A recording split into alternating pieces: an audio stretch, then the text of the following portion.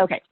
Hi, my name is Christine Brown. I'm an estate planning and elder law attorney in Los Angeles County, and I am doing a virtual cup of coffee with my friends and colleagues during the COVID-19 pandemic, in part because we're all social distancing ourselves from one another. And I have my friend, Lindsay Broderick, who is an amazing chiropractor in Long Beach, California. And we have been social distancing ourselves from each other. I think probably the last time I saw you was like maybe 3 or 4 weeks ago, right? Yeah, I think Something it was like that. actually February. Yeah, and we know each other through Tippers, which is a great networking group in Long Beach. And I thought that this would be a great way for me to impart some information to my clients to kind of give them a sense of control and normalcy during this pandemic. And like I mentioned before, Lindsay is a chiropractor. And what are some things that you're telling your clients what they should or should not do during this, pandemic time? I mean, obviously, I'm sharing everything that the CDC is sharing, which is wash your hands for 20 seconds, don't touch your face, maintain a 6-foot distance. But for things like anxiety, we're recommending maintaining your sleep schedule that you had while you were actually going to the office, getting up at the same time, kind of keeping up with the same routines, exercising for sure. And I know we can't go to the gyms anymore, but we can at least go outside and you can stream videos on your iPad or on your computer to do yoga, which is really helpful. I've also been recommending some mindful meditation, which you can find on YouTube as well. Actually, my husband and I have been using that every night to help us go to sleep at night, because I'm sure I'm not the only one who's running 500 scenarios through their head of what if in Right. times like this right now. There's some supplements you can take too. People already know pretty much about St. John's wort. You may be experiencing some feelings of depression, which is pretty normal because we're pretty social beings. So that's a good one to take. You want to be careful if you're on birth control. It does kind of negate how well your birth control works. And given that we're home all the time now, just be extra careful. Yeah, you don't want any quarantine babies, right? We don't want any COVID babies, which is probably going to happen anyway. Right, exactly. You can diffuse some lavender, take some lavender baths. You can also use some supplements. There's one called theanine. That's a THEONINE. And you can take that multiple times a day, and that will help ease anxiety. It's an herbal supplement that's similar to Xanax, but you can't overdose on it. And then there's some other supplements like holy basil and Siberian ginseng that kind of help calm down your adrenals, because we're pumping a lot of adrenaline right now. I don't know about you, but if I cough or sneeze, I think to myself, oh my gosh, do I have it? And right. I'm sure I'm not the only one who's thinking that had shortness of breath. Had shortness of breath the other day. I was like, oh, is it COVID, or am I just woefully out of shape? I think it's the latter, unfortunately. Yeah. So like with the natural remedies that you just mentioned, are those safe for kids as well? So could somebody give it to their child who's maybe overly anxious about being quarantined or worried about school or not seeing their friends or what have you? I would recommend the exercise, and you can do lavender. You can use essential oils and not just the fragrance, because the essential oil actually carries what we call the terpenes. You may have heard that with people trying to justify the use of pot because of the terpenes and the calming effects. And so lavender, you can rub that up and down the back of their spine directly, and it'll absorb through the skin to help calm them down. I would recommend talking to your healthcare provider about St. John's wort and theanine and dosages for children. So that's what I'd recommend that. But exercise is the best thing, and then trying to create memories with them, because that's what they're going to remember, is how you're feeling and how you responded to this, and how they were either stuck watching TV all the time, so they were super bored, or if they were being engaged. And that helps you as adults and parents as well, engaging with your kids, because it'll make you laugh. It bonds you guys together more, makes you appreciate each other a lot more when you're not trying to rip each other's heads off. Right. So what are you doing with your office? Is it still open? Are you still allowed to see patients?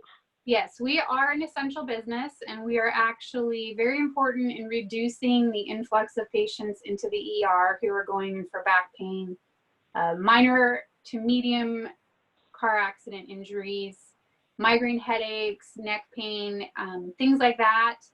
We can treat sprains. We can't treat fractures, but if you have a lower extremity fracture, I could send you up to Dr. Kawam, who's in our building. She's our foot doctor, and she has an x-ray machine and can do a lot there as well. We adjust people, you know, and we get their immune system running better. When you get adjusted, if you haven't been adjusted before, it's more than that popping sound. We release some serotonin, which is a happy hormone, and it helps you feel good. I've had patients who've never been adjusted before come in very scared, and when they leave, they're like, oh, that was it, and they leave feeling kind of like they're floating, because that's the serotonin and the endorphins that have kicked in. And when you get adjusted, it also boosts your immune system. And the reason for that is if you don't have any interference from your nervous system talking to the rest of your other body systems, then everything can function better and you can fight things off better, like stress, anxiety, viruses like colds, this COVID that we're dealing with. It'll give you a better chance at maintaining your health. Mm-hmm. Are you guys available to do like Zoom meetings for like consultations or anything like that if people aren't able to go to your office? Yeah, I personally haven't sent out a notification for that yet, but we do teleconferencing, and we call it telemedicine. As I'm doing right now, I can do it through Zoom or through FaceTime to individually evaluate patients, give them exercises to do, recommendations of ice and heat. Obviously, I can't adjust you through the computer, but I can determine if you're more of an emergency case or if you're something that can be kind of waiting to come into the office to be seen. Yeah. Are you or your staff going out to people's homes to give them adjustments, like doing it outside or, you know, obviously one-on-one, but isn't it kind of hard to do the 6 feet of distancing when you have to have your hands on your patient? But I guess you guys are essential workers, right, in being in the healthcare industry. We have the correct PPE. Prior to being a chiropractor, I worked in biotech as a manufacturing and purification associate. So my cleaning techniques that I used back then, I never thought I'd have to use again, and we're using them at the office as well. So when you come in, we have a pretty strict protocol right now. Myself and Dr. Emma, who are the only ones working, I've sent everybody else home. We're wearing our N95 masks.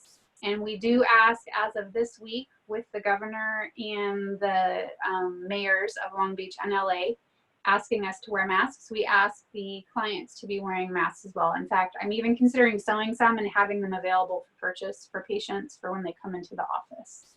So we do maintain sterility. We wash our hands before we adjust you. You sign in, we make you go wash your hands. You're not allowed to pull out your phone. You have to put all of your essentials into a basket or onto the chair so that we can sterilize that area after you've left. You won't be in contact with any other patients in the office. We've reduced the patient load so that nobody interacts with each other and everybody can maintain way more than a 6-foot distance if they do happen to run into each other at the office. And we're considering doing house calls because right now we're only working on Tuesday and Friday to also reduce how much time we're spending with people because we want to maintain our own health as well. But we are considering doing house calls where it would be a one-on-one and we would do the adjustment in the driveway of your home or on your back patio, outside in the sunshine. The best way to help boost your immunity but while getting adjusted is, you know, maintain your vitamin D, and the best way to do that is to get outside. This is another way that I can control the sterility of my adjusting table, and the same with Dr. Emma. We can wipe it down immediately after treating everybody and then put it back in our vehicles and not have to worry about how clean your house is or anything like that. Wow, you guys have thought of everything, especially with the sterilization and keeping everything clean. I know that's really important now, but I don't think I would have come up with putting everything in a basket just to make sure that everybody's stuff isn't strewn all over, you know, your counters, your floors, or whatever. So that's really smart. Yeah. And if we catch you on your phone, we make you put it into the basket, and you have to get up and wash your hands again because you're putting me at risk by putting that thing because they're filthy. Yeah, that sounds like a teacher move. Like when your kids go to school and they have their phone, the teachers will take the phone and stick it in the basket if you Well, use my it mom was a inappropriately. teacher. See, then you come by it naturally. She'd That's be awesome. proud. So after this whole pandemic is over, do you think that you're going to keep up with doing like the telemedicine and home visits, or is that just something that is kind of a temporary thing? Because a lot of people are talking about like, the rise in Zoom meetings, hence our conversation, right? It seems like more people are apt to do teleconferencing now from home or offices rather than having people come in just for convenience purposes, not for sanitation or their own personal protection. So do you think something good? What was that? I was like, do you think that something good has come out of the COVID pandemic as it relates to your practice and your clients' health, maybe? It's making us be more creative.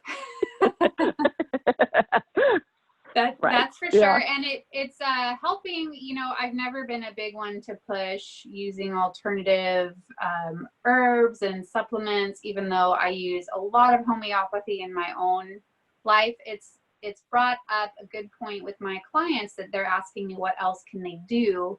And so being able to provide them with high quality supplements and high quality homeopathic remedies to help them has been something that's actually come out of this. I'm selling essential oils and vitamins left and right now. I'm selling fermented foods out of the, I make a batch and it's gone before I've even really bottled it up. So that's been something that's very creative. I do have a food establishment license for our business because we do sell the supplements. So I am also able to do the fermented goods, which is a huge probiotic push for patients as well. Plus it tastes good. It's not another pill you have to take.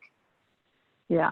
Well, you've always been creative even before COVID-19. She comes to our meetings with like kimchi and pickled jalapenos and things like that she sells to the members. So you're just awesome. Well, thank you so much for taking the time. I think you gave us great advice that will give people maybe a sense of peace and also some things that they can do to control their situation. I love the fact that people are coming to you for holistic ideas for them to take that step to take control of their own health and hopefully keep COVID-19 at bay for as long as possible. And hopefully it'll be over soon and we all get to see each other actually in person. Well, that'll be so nice. I know. All right. Well, I wish you all the best. I'm sure I will be sending you a meme about something or the other. That's how we've been communicating the last couple of weeks. We just make each other laugh, which I think is a good medicine for this situation. So, yeah. So thanks for talking to me and everyone on Facebook. And I'll talk to you later. Thanks so much, Christine. Thanks. Bye. Bye.